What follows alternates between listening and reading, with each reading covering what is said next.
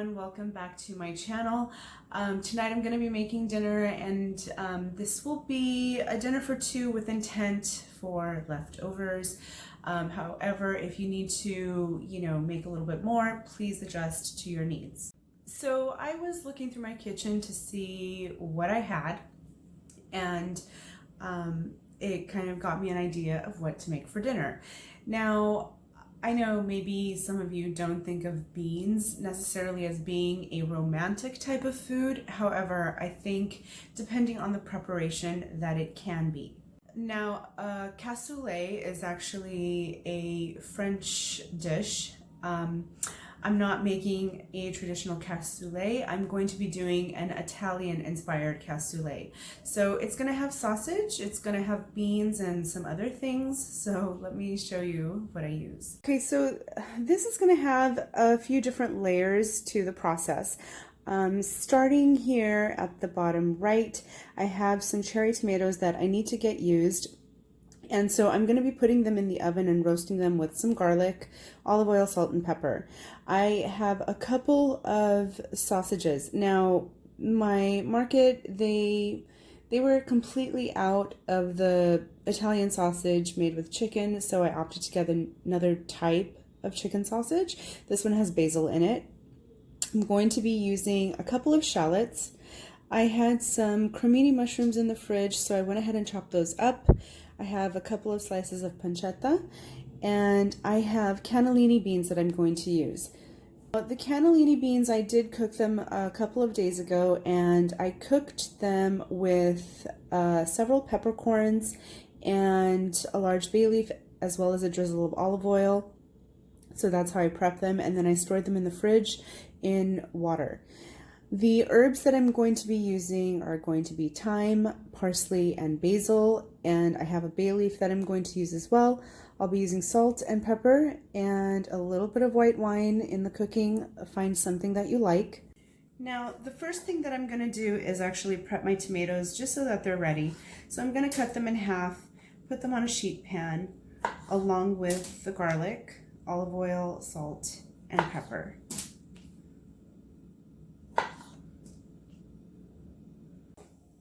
For your garlic, just go ahead and if you want to smack them and then chop them, or slice them, however you want to do it is fine.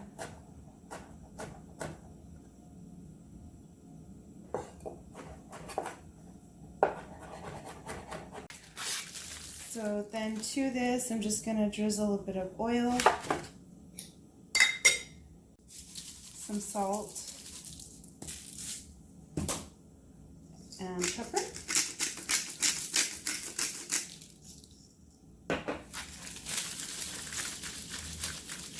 Toss this, and I have my oven set to 350, so I'm going to pop it in there.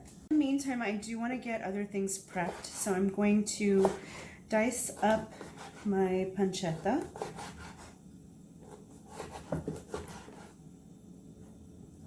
I had this in the freezer. And then I'm going to go ahead and chop my shallot. I'm going to do it rather fine. If you don't have shallot, you can use an onion. I would maybe use a sweet onion.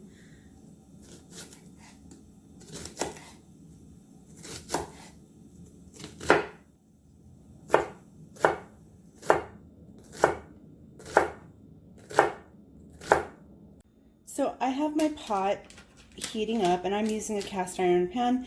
However, you can use a heavy bottled enameled pan, and I'm going to start by putting my sausage in. It should sizzle. If it doesn't, raise your heat.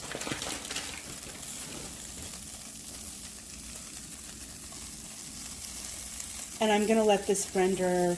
It doesn't need to be fully cooked, but I do want to get this started. Basically going to want to brown it, and go ahead and poke some holes in it as well. It'll release some of the water that's in it. I went ahead and added just a little bit of olive oil to the pan, and I'm going to take these out pretty soon. I want to get a little bit more color on them. But this is what you're looking for, that, they get a little bit of brown.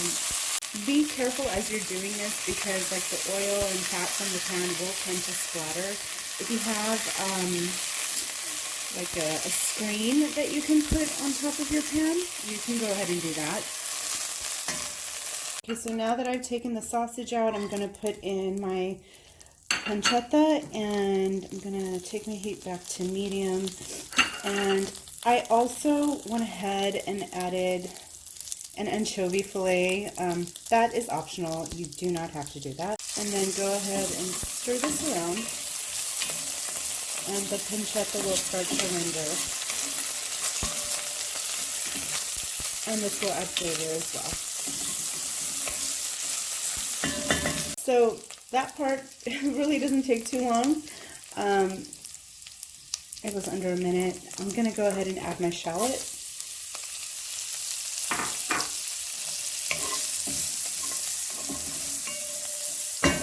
And then a pinch of salt, not a lot.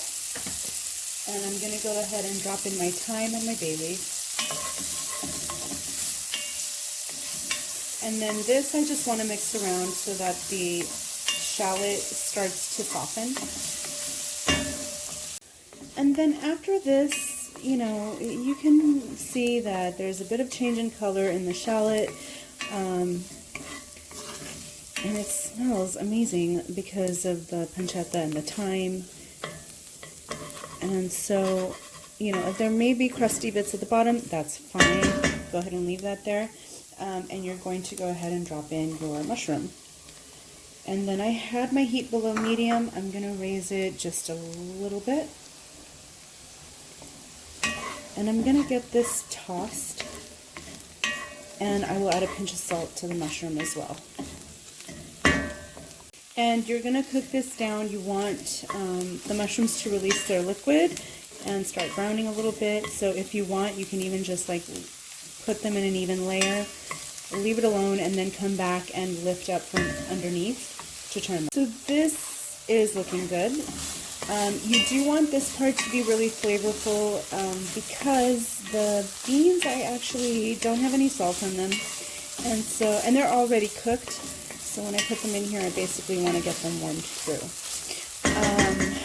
I am going to go ahead and add my liquid. Okay, so I'm going to add half a cup of wine, maybe a little bit more.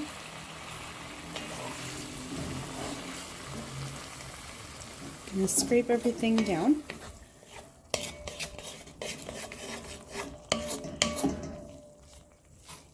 And I'm going to add my beans. Now, if you didn't want to use wine, you could just use chicken stock, and that's fine. My beans, I have rinsed them and drained them. And then I'm just going to go ahead and toss this. I'm going to go ahead and leave my herbs in there as well. And I do want to give my beans a sprinkling of salt also, as well as some pepper. There's my pepper.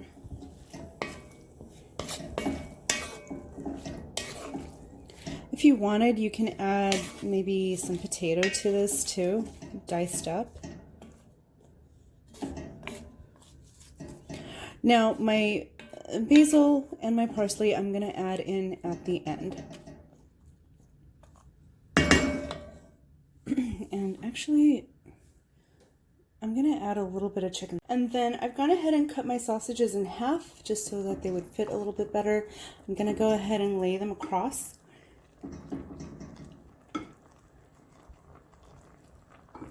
And I'm going to put a lid on this and just let this continue to cook. Okay, so this is done. And my tomatoes are done. So I'm going to add the rest of my herbs to the pot.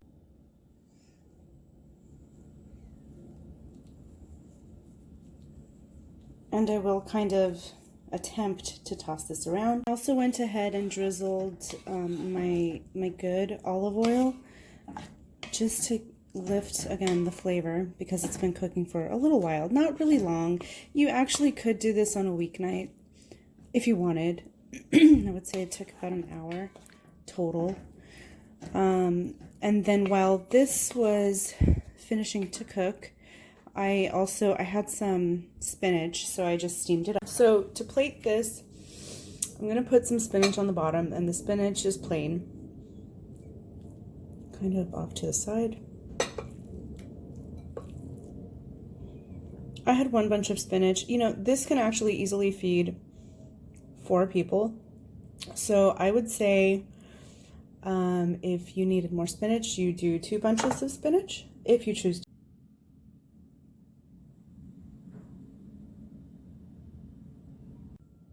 So the reason that I like this is because there are different layers to the dish. You have the beans, you have the tomato, and then you have the sausage. And I did choose to add spinach at the end because I had to use it. And you can kind of customize each bite to be a little bit different, so it makes it a little interesting. Thank you so much for watching. I hope you enjoyed this recipe. It turned out fantastic. And I'm really looking forward to sitting down and enjoying this. If you have any questions, please go ahead and list them down below. I will get back to you. And if you're thinking, why would I make beans for Valentine's? If your significant other likes beans, you will be making them and you will enjoy them. I will have a detailed recipe in the description box, so please be sure to check that out. Please remember to like and subscribe to my channel. I'll see you next time. Bye.